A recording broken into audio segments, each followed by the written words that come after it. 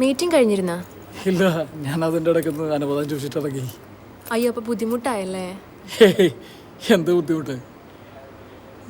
സഫീ ശരിക്കും പഠിക്കുകയാണോ അല്ലെങ്കിൽ ജോലി ചെയ്യുകയാണോ, എന്താണ് ചെയ്യുന്നത്? ശരിക്കും അതൊക്കെ പറയാൻ വേണ്ടിയിട്ടാണ് ഞാൻ വന്നത്. ആണല്ലേ? അന്നാണെങ്കിൽ ആകപ്പാടെ ഒന്നും പറയണ്ട. എനിക്കാണെങ്കിൽ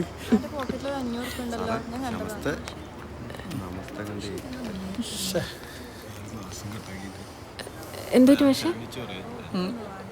അങ്ങനെയാണെങ്കിൽ നിങ്ങൾ പഠനം തുടരണം. നിങ്ങൾ PG ചെയ്ത കുട്ടിയല്ലേ, PhDക്ക് അപ്ലൈ ചെയ്യൂ. PhDക്ക് അപ്ലൈ ചെയ്യുമ്പോൾ ആകെ ശ്രദ്ധിക്കേണ്ട ഒരു കാര്യം, ഒരുപാട് വായിക്കേണ്ടി വരും.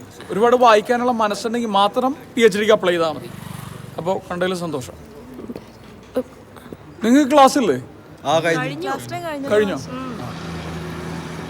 ശരി.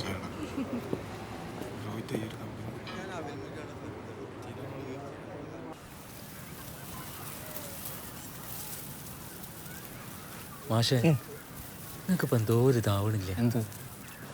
അല്ലാന്ന് ഉള്ളിലൊരിത് ഇല്ലേ? അതുണ്ട്. ഈ ഇതുണ്ടല്ലോ, ഇത് അനുഭവിക്കാത്തവർക്ക് പറഞ്ഞാൽ മനസ്സിലാവില്ല. ഇത് അത് ശരിയാ. പക്ഷെ ആ കുട്ടി എന്നോടൊന്നും പറഞ്ഞിട്ടില്ല കേട്ടോ അറിയുമേ. അതും ശരിയാണ്.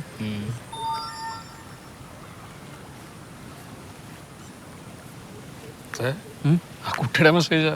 മെസ്സേജാ? ആ, എന്താണ്?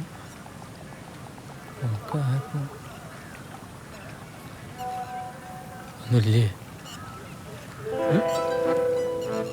ഒരു പിക്കഴിച്ച പിക്ക?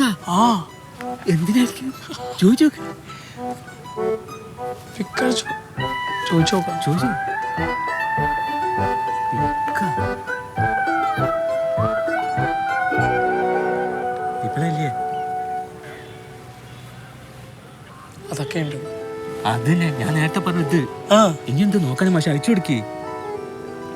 പിക്കഴിച്ചു കൊടുക്കണോ? പിന്നെ അതന്നെ ചോദിക്കുന്ന, അയക്കും മാഷേ. നോക്കട്ടെ, സെൽഫി എടുക്കട്ടെ. ആ, ഇങ്ങോട്ട് തരി, ഞാൻ എടുത്തുതരാം. ചിരിക്കും മാഷേ. അതന്നെ.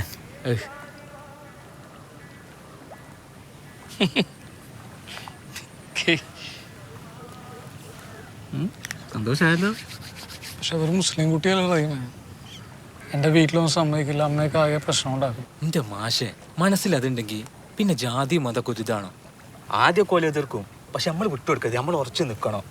ഓല എതിർക്കട്ടെ മാഷേ. റഹീമിനിപ്പോൾ അങ്ങനെയൊക്കെ പറയാം. വലിയ ബുദ്ധിമുട്ടൊന്നും ഇല്ലാണ്ട് കല്യാണം കഴിഞ്ഞല്ലോ അല്ലേ? എൻ്റെ മാഷെ, അമീറൊക്കെ 4 ആങ്ങളമാരാ, അതും വലിയ ഗുൺഫു ടീം. ഓളൊരു നോക്ക് കാണാൻ പെട്ട പാടെ എനിക്കും പടച്ച റബ്ബിനെ അറിയുള്ളൂ.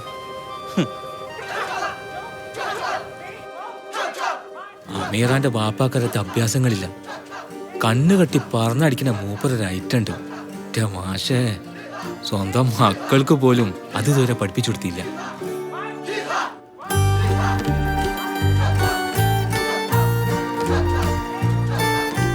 ആങ്ങളമാരും 2 ഫുട്ബോൾ ടീമിലുള്ള ശിഷ്യന്മാരുള്ള ആ വലിയ വീട്ടിൽ നിന്ന് ഒരു സുബൈക്ക് ശോളെ കയ്യും പിടിച്ച് ഞാനൊരു പാച്ചില് പാഞ്ഞു. പിന്നെ കേസായി, പോലീസായി, കോടതിയായി. പക്ഷെ നമ്മളതിൽ ഉറച്ചു നിന്ന്. ഇടയ്ക്കരകത്ത് റഹ്മാന്റെ കൂടെ ജീവിക്കാനാണോ അതോ വീട്ടുകാരുടെ കൂടെ പോവാനാണോ അമീറയ്ക്ക് താല്പര്യം?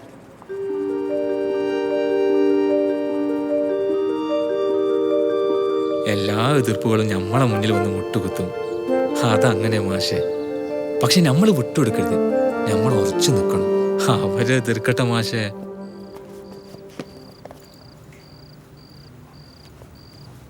ഷീനി, ഇന്ന് നിന്റെ കൂടെ ഉണ്ടായിരുന്ന കുട്ടിയേതാ?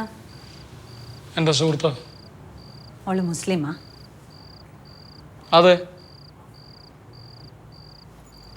നാണമില്ല നിനക്ക് കണ്ട കേട്ടൊക്കെ വീട്ടിലൊന്ന് പറയാൻ? ഒന്നുമില്ലെങ്കിൽ പ്രായത്തിന്റെ പക്വത കാണിച്ചുകൂടെ എനക്ക്?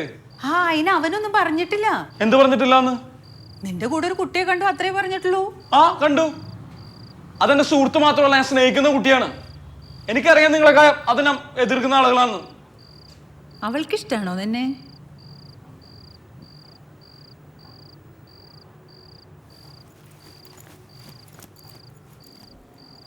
നിങ്ങൾ എന്തിനാ വെറുതെ അവനെ ദേഷ്യപ്പെടുപ്പിക്കണം? അവർ തമ്മിൽ ഇഷ്ടമാണെങ്കിൽ പിന്നെ ജാതിയും അതൊക്കെ ചോദിക്കേണ്ട കാര്യമില്ല. എനിക്ക് ഒരു എതിർപ്പില്ല. കല്യാണം ഒന്നും നടന്നു.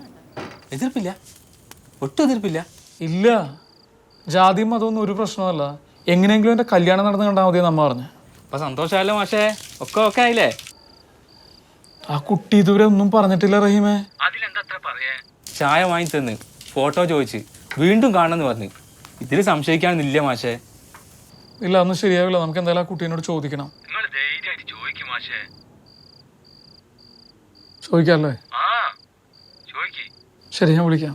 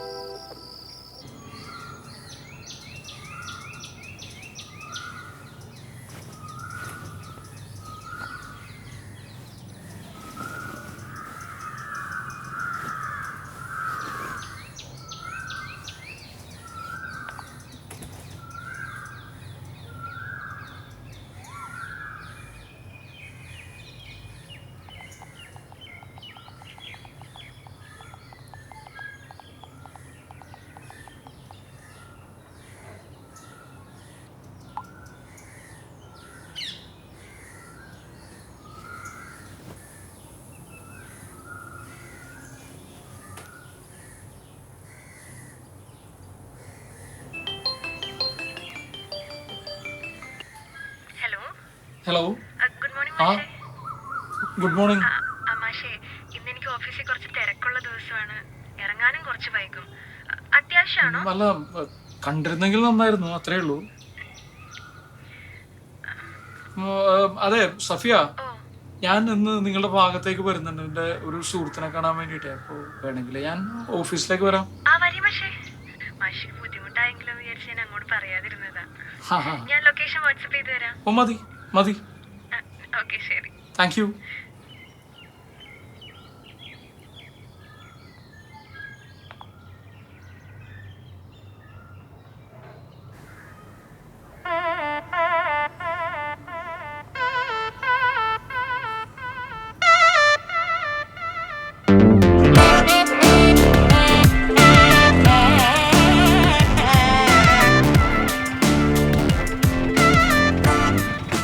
ചില്ലറില്ല.